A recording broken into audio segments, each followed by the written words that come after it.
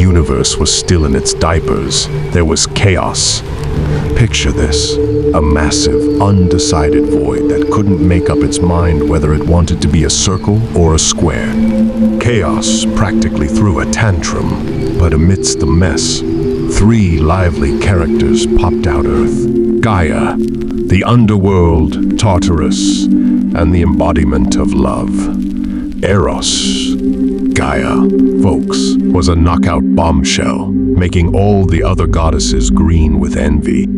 She was like the original Kardashian, causing earthquakes with every step. Now, Tartarus, on the other hand, was a box full of secrets, more scandalous than a sorority house after a wild Saturday night. And Eros, well, let's just say if Cupid had to challenge him to a love duel, he'd be hiding behind his little wings. These three cosmic players couldn't resist a bit of cosmic hanky-panky, and boy, did sparks fly. From the union of Gaia and Tartarus came their firstborn Uranus, the sky. Can you imagine what happens when Earth and sky get together? Well, let me tell you, it's a wild show. Thunder, lightning, and meteor showers became their thing. The universe would pay for front-row seats just to experience this celestial spectacle. Uranus and Gaia hit it off like a cosmic power couple, having more kids than a clown car at a circus. Their offspring, known as Titans, were like a Greek version of the Brady Bunch, only with more thunderbolts and epic drama. The Titan family was filled with some real characters, but the star of this dysfunctional family comedy was none other than Cronus, the most powerful of them all. Now, folks, Cronus had a major issue. Every time he became a daddy, he developed a serious munchies problem. You know what I mean? The dude straight up ate his own kids. Talk about a family dinner gone wrong. I mean, who needs a high chair when your dad swallows you whole? But wait. Cue Rhea, Cronus's wifey and the queen of hiding tricks. Rhea wasn't about to let her hubby's midnight snacks continue. No way. She pulled a spectacular disappearing act and stashed their youngest son, Zeus, on the island of Crete. It was like playing hide-and-seek on a cosmic level. Zeus grew up playing tag with sea monsters and wrestled with bears in his spare time. He was a beast, literally.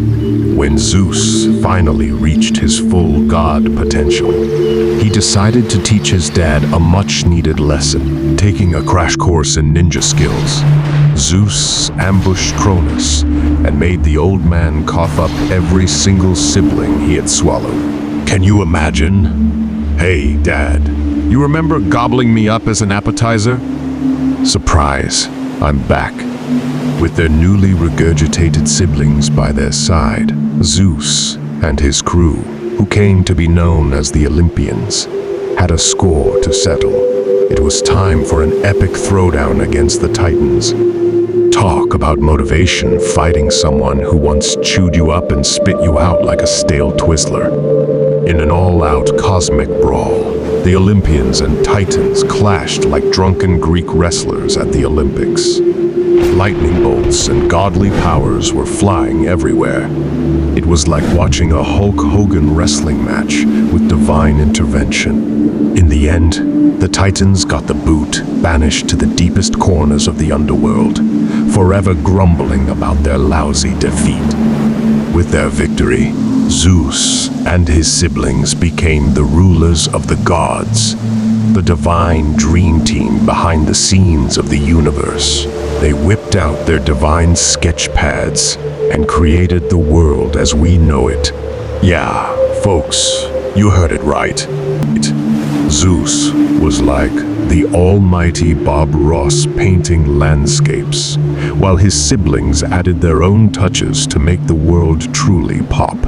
And just like that, folks, humanity entered the cosmic stage as the loyal subjects of these almighty deities.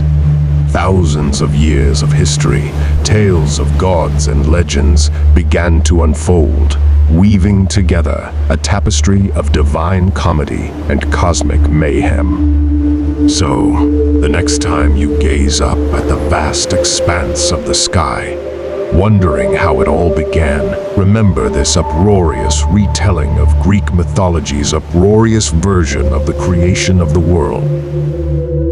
Prometheus and the creation of humans. In ancient Greece, there was a titan named Prometheus who was quite the humanity enthusiast. You see, he had a soft spot for those puny, fumbling creatures known as humans. Being a kind-hearted soul, he wanted to see them rise to their full potential. So, what does he do? He decides to snatch a little something called fire from the big, bad gods and give it to those feeble humans. Now, imagine the gods' fury when they discovered their divine spark had gone missing. Zeus, the almighty king of gods, was not one to take kindly to theft, especially if it involved fire. It was like Prometheus had swiped the last slice of ambrosia at a deity banquet. Zeus was positively fuming, his eyebrows thundering with anger. In his fury, Zeus devised a punishment that was straight out of a Greek mythological horror show. Prometheus was chained, poor chap, to an unforgiving rock, where he would endure an unspeakable torment. Each day, an eagle was dispatched to feast on his liver. Ouch! Talk about a truly gruesome appetizer. Now, you may be thinking, hey, don't livers regenerate? Well, they do. And that's the sick, twisted part. So, every single day, like clockwork, Prometheus would have his liver ravaged, only for it to magically grow back overnight. As you can imagine, Prometheus wasn't exactly throwing a party on that rock. Bound by the unforgiving chains, he cursed his inability to heal like Wolverine from the X-Men. But little did he know that relief would come in the most legendary form. Enter Hercules, the brawny demigod with bulging muscles and a heart of gold. When he heard of Prometheus' plight, he couldn't resist the opportunity for some heroic deeds. Armed with his mighty club and the world's biggest supply of protein shakes, Hercules muscled his way to the rock where Prometheus suffered. Like a Greek superhero with a cape flowing in the wind, Hercules unleashed an impressive display of strength. With one mighty swing of his club, he shattered Prometheus's chains, liberating the Titan from his grotesque fate.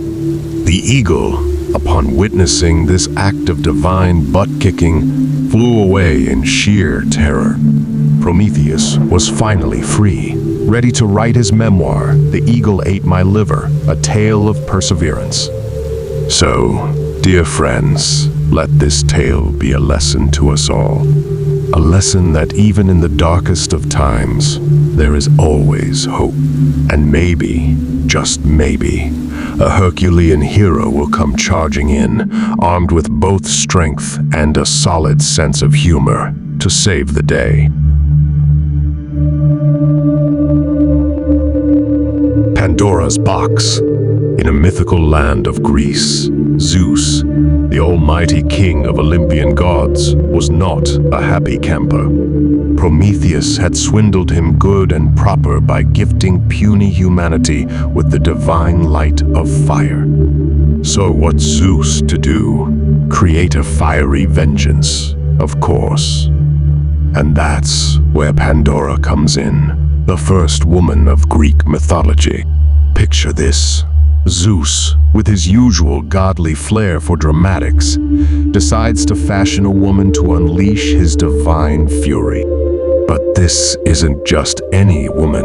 This is a specially designed woman named Pandora, a name that literally means all gifted or all endowed. To add icing to the cake, he presents her with an intricately adorned box. Now, this is not just any old box. This is a box that should never, ever be opened. But alas, curiosity gets the best of Pandora, and she opens the box without a second thought. And what happens? Like, hello, you just opened a cursed box with a warning label, girl. Every possible evil and sorrow explodes onto the world, flooding it with negativity and darkness that makes a black hole feel like a sunny day. It was like a prank that went too far. Sheer terror laces the air as the world is plunged into an abyss of despair, fear, and downright ugliness. But all is not lost, my friend. For amidst the horrors, there is a glimmer of hope.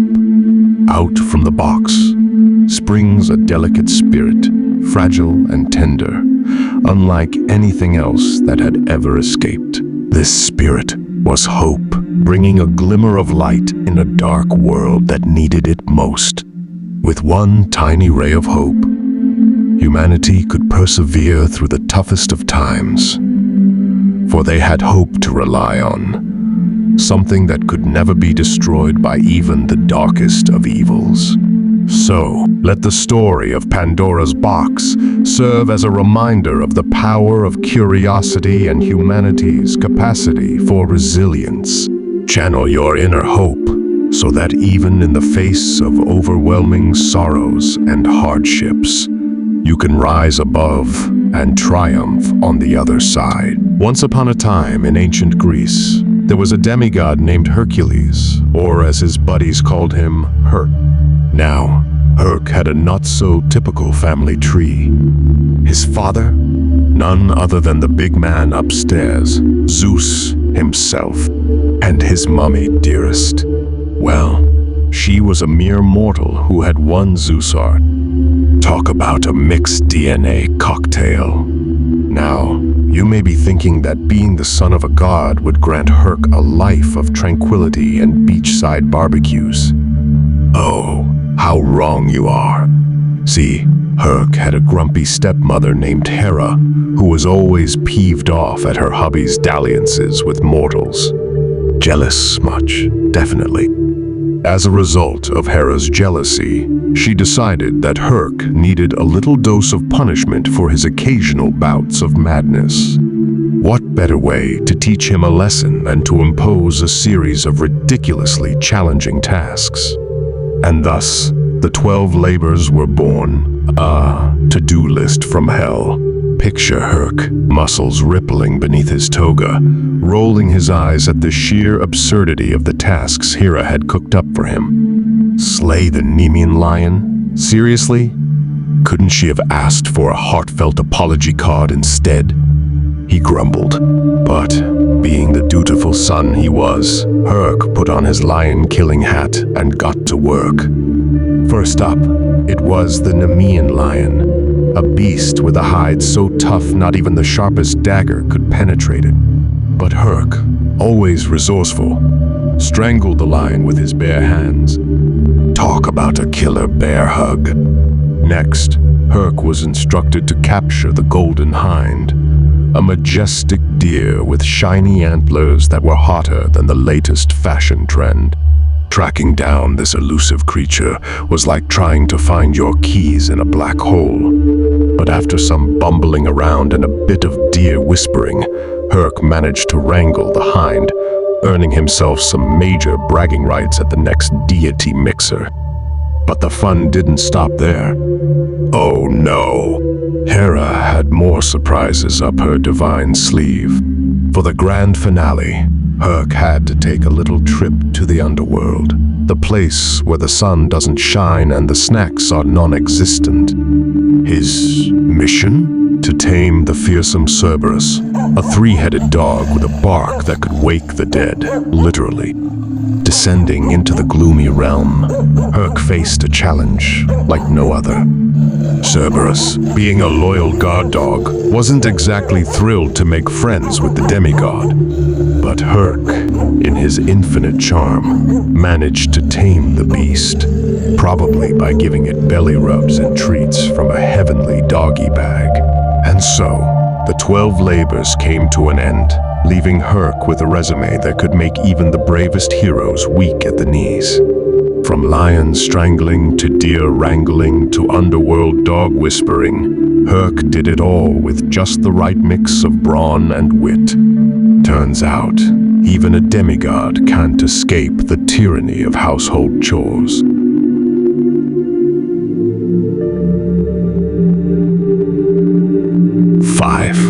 Perseus and Medusa. Let me gather my quill and ink, for it's time to spin you a yarn about Perseus and his fantastic quest to slay the one and only Medusa. All right, folks, fasten your seatbelts and grab your popcorn, because this is going to be one heck of a comedy adventure.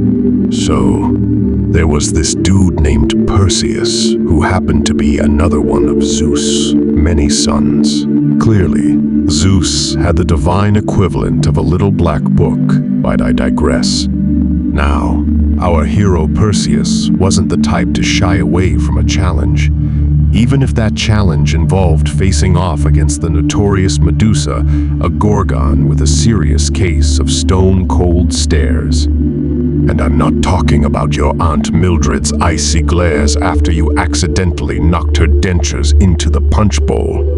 Perseus knew he couldn't slay Medusa alone. Enter Athena, the goddess of wisdom, and Hermes, the speedy delivery guy of the gods. These divine tag team partners decided to offer Perseus a helping hand, and maybe just a touch of guidance. Because, let's face it, our hero needed all the help he could get. Armed with a shield polished to mirror like perfection, and a sword sharper than a Greek grandma's wit, Perseus embarked on his epic quest. His mission? To turn Medusa's snake-infested head into a souvenir for the gods' mantelpieces. But hold your horses, folks, because this wasn't your average confrontation. Oh no. This was a battle where eye contact could literally turn you into a fancy lawn ornament. Cue the comedic music as Perseus tiptoed through Medusa's lair, trying his utmost to avoid meeting eyes with the snakiest lady in all of mythology. Picture him shuffling around like a constipated crab, eyes darting across the floor, and a sweat-soaked brow. It was like a game of Greek mythological don't step on the Gorgon, a real toe-tapper of a challenge. Finally, fortune smiled upon our brave hero, and Perseus managed to catch Medusa off guard, her reptilian eyes momentarily distracted by a particularly fancy stone in the corner. With the speed of Hermes and the precision of Athena's strategic advice, Perseus sliced off Medusa's head like it was a particularly stubborn pimple. Pop! But wait, the story doesn't end there. Oh no.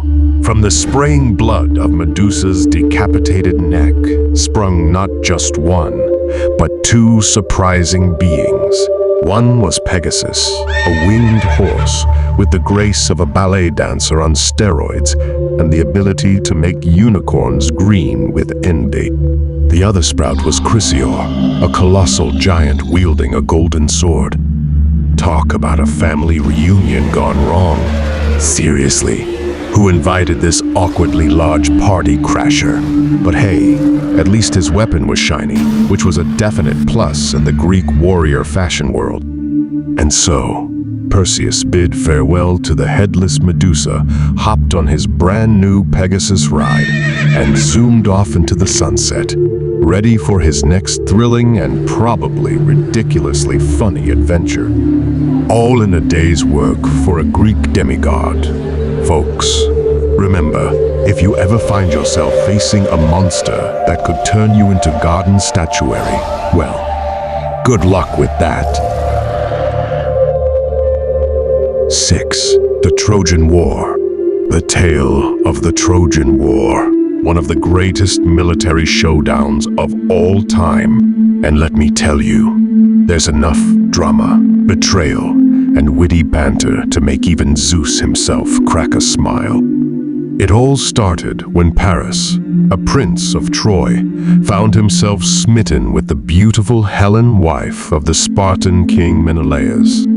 You know how they say love is blind? Well, Paris must have been completely blind since he kidnapped the woman and set the wheels of war in motion. Thinking sorry would do the trick, Menelaus called on all of his Greek pals for a rescue mission. And let me tell you, it was quite the lineup. You had courageous warriors, crafty spies, and even a few bards to sing some epic battle ballads. At the center of this all was a guy named Achilles, who was pretty much the Michael Jordan of Greek warriors. The dude was so jacked and skilled, it's no wonder even the gods were scared of him. Or maybe it was just his funky smelling sweat, who knows? On the Trojan side of things, we had the noble Prince Hector, who fought valiantly to defend his homeland. Sure, he wasn't as muscle-bound as Achilles, but he had a heart of gold. And you know what they say, the bigger they are, the easier they are to topple. Athena probably told him that. Oh, and let's not forget about Odysseus, the wisecracking master strategist who was always whipping up cunning plans to defeat the enemy. Bless his soul. He was so sarcastic that maybe if he'd been born in modern times, he'd be a stand-up comedian. Finally, after 10 years of intense fighting and epic clashes, a genius idea was born. And let me tell you, it was a doozy. The Greeks decided to construct a giant wooden horse, big enough to fit tons of soldiers inside. They then pretended to retreat, leaving the horse behind as a gift to the Trojans.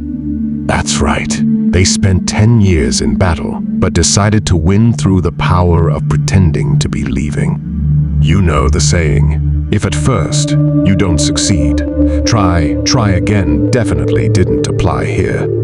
The Trojans thought they'd won the war and brought their giant horse inside the safety of their walls.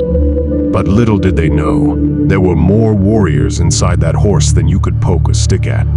And as soon as night fell, the Greeks emerged, opened the gates, and Troy fell like a stack of Ozo bottles. It was one of the biggest pranks in history, a real Trojan horse. So, there you have it, folks. The Trojan War, a tale of love, betrayal, cunning, bravery, and really, really big horses. 7. The Odyssey. So, after that whole Trojan War shenanigans, Odysseus was all right, time to head home. Little did he know that the gods had a twisted sense of humor and were determined to give him the most epic obstacle course imaginable. First up, we have the seductive sirens, who sang like Taylor Swift on a caffeine high. These alluring creatures were a real danger to any sailor passing by. And trust me, these guys were more distracted than a goldfish in a disco. But Odysseus, being the savvy guy he was, had a brilliant plan. He tied himself to the mast of his ship and plugged the ears of his crew with beeswax. He got a free concert without the risk of turning into seagull food. Talk about multitasking. Then came the big, bad boss, Polyphemus, a cyclops with a very bad eyesight, and even worse, table manners. Picture Shriek on a steroid binge. Odysseus, ever the sly one, managed to trick old Polyphemus by telling him that his name was Nobody. Yeah, you heard that right. Nobody. So when Odysseus's crew poked out the Cyclops' eye with a red-hot skewer, all the Cyclops could shout was, "Nobody is hurting me." It's like a boring argument between your parents. No one believes you. But hold on, folks, because we're not done yet. After escaping the Cyclops, our hero ran into the enchanting witch Circe, who was basically the alchemist of ancient Greece. She had this nifty trick of turning people into pigs. Yeah, you heard me right, pigs. But Odysseus, being the charmer he was, managed to resist her magic and actually convinced her to turn his crew back into humans. Not bad, eh? But wait, there's more. Odysseus sailed his ship through rocky waters, endured divine tantrums, and dodged more obstacles than your average gold medal winning gymnast. It took him a grand total of 10 years to find his way back home to Ithaca. Talk about a guy who was really dedicated to a long-distance relationship. And lo and behold, after countless adventures, near-death experiences, and more plot twists than a soap opera, Odysseus finally set foot on his homeland. He was probably greeted by a marching band and a confetti cannon, right? Wrong. You see, his wife Penelope had been loyal and waiting for him all these years. But she couldn't just let him waltz back in like he'd been at a community potluck. There were suitors vying for her hand, and she needed proof that the man claiming to be her husband was, well, actually, her husband. Cue the disguise, the tests, and some seriously strained family relations. So, it's a tale of adventure, resilience, and the lengths one man would go to be reunited with his true love. Plus, it's got enough twists and turns to rival a roller coaster. Remember, life may throw you mythical creatures, gods with anger management issues, and countless pranks, but with a bit of wit, cunning, and maybe a disguise or two, you too can navigate your way back home. Jason and the Argonauts. Once upon a time, in a world full of gods, monsters, and some seriously questionable fashion choices, there existed a brave young hero named Jason. Now, Jason wasn't your average hero. He was young, bold, and ready to conquer the world, or at least snag himself some fancy treasure. One fine day, Jason found himself surrounded by a group of mighty warriors called the Argonauts. These guys weren't just your average rowdy bunch. They were a band of heroes with bulging muscles, thunderous roars, and a knack for self-promotion. You see, by teaming up with these elite warriors and jumping on the legendary ship Argo, Jason believed he could accomplish some truly heroic shenanigans. Their mission, you ask? Why, it was none other than retrieving the infamous Golden Fleece, a sparkling piece of wool that symbolized power, wealth, and an undeniable flair for dramatic accessorizing. With their sights set on this magnificent prize, the Argonauts set sail, ready to face whatever epic challenges, crazy creatures, and questionable quizzes the universe was about to throw their way. And boy, oh boy, did they encounter some peculiar problems on their journey. First up, the treacherous sirens, who were basically like pop stars of Greek mythology. These bewitching ladies would sing their enchanting melodies, luring sailors to their doom with their irresistible voices. But were the Argonauts fazed by this? Not one bit. Instead of plugging their ears with beeswax like any sane person would do, they decided to perform their own karaoke session aboard the Argo, much to the confusion of the sirens. Hitting those high notes, they managed to drown out the alluring tunes and continued their voyage with tunes of their own. Next on their chaotic itinerary was a fire-breathing bull, which naturally posed a slight danger to their hairdos. But being the fearless bunch they were, the Argonauts didn't let a minor heat wave prevent them from looking fabulous. Armed with an endless supply of hairspray and an unbreakable bond between hairstylists and heroes, they managed to tame the flames into submission, proving once again that with great coiffure comes great power. As they sailed on, the Argonauts ran into merciless warriors whose sole purpose in life was to engage in epic battles and flex their bulging biceps. But Jason, being a cunning hero, fought on his feet, or rather, his sandals.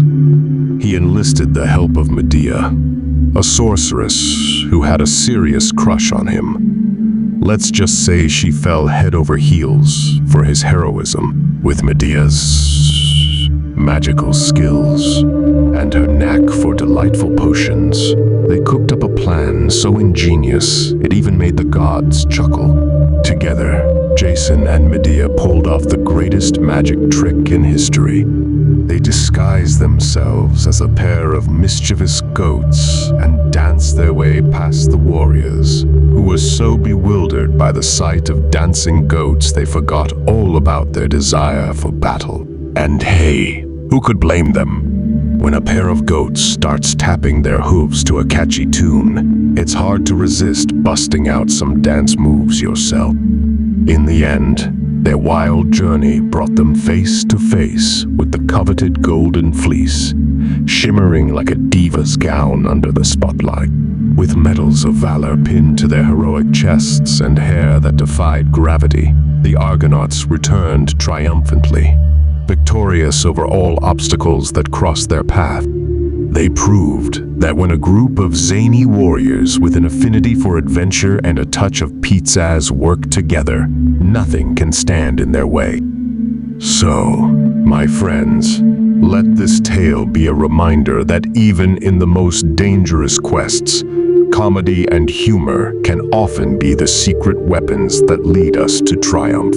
As Jason and his band of rowdy Argonauts sailed into the sunset, they set sail on a sea of laughter, reminding us all that life's greatest adventures are found in the moments when we refuse to take ourselves too seriously. Thanks for watching. Feel free to leave a comment below and let us know which Greek myth is your favorite. Until next time, stay mythological.